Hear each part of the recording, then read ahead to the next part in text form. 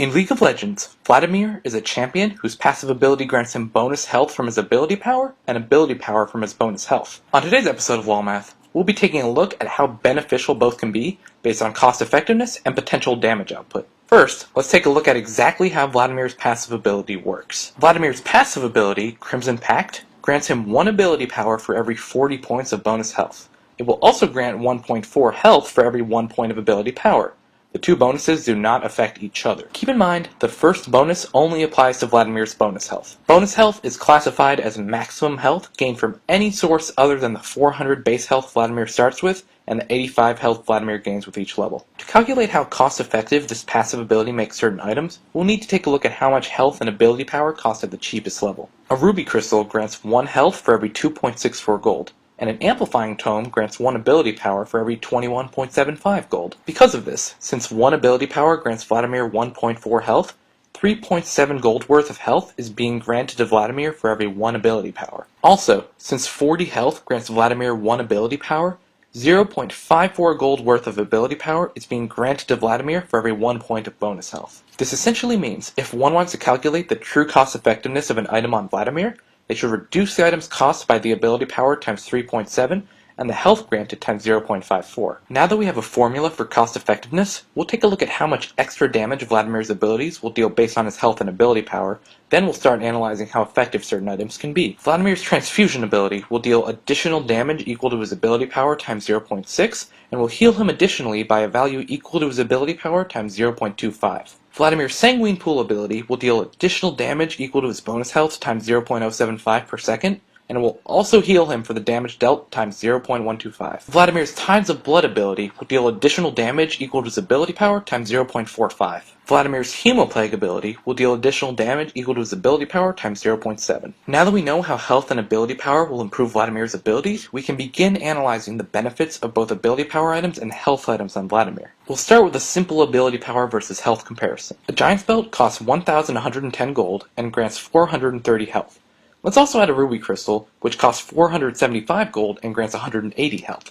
With Vladimir's passive, the two items also grant 15.25 ability power, which would normally cost 331.69 gold. A Needlessly Large Rod costs 1,600 gold and grants 80 ability power. With Vladimir's passive, it will also grant 112 health, which would normally cost 295.68 gold. The cost difference between these two item combinations is very minimal, along with the amount of gold saved from Vladimir's passive. However, we should still take a look at the extra damage the items allow one to deal. In the Giant's Belt and Ruby Crystal example, Vladimir's abilities will deal an extra 9.15, 45.75, 6.86, and 10.68 damage respectively.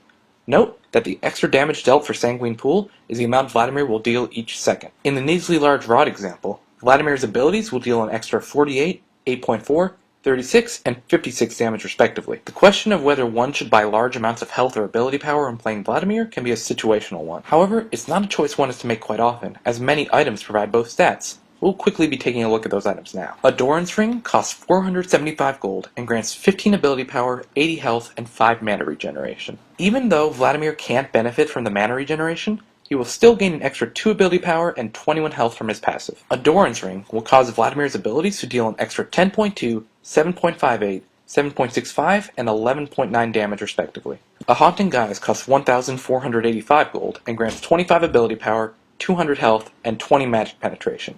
Vladimir's passive will grant him an extra 5 ability power and 35 health. A Haunting Guise will cause Vladimir's abilities to deal an extra 18, 17.63, 13.5, and 21 damage respectively.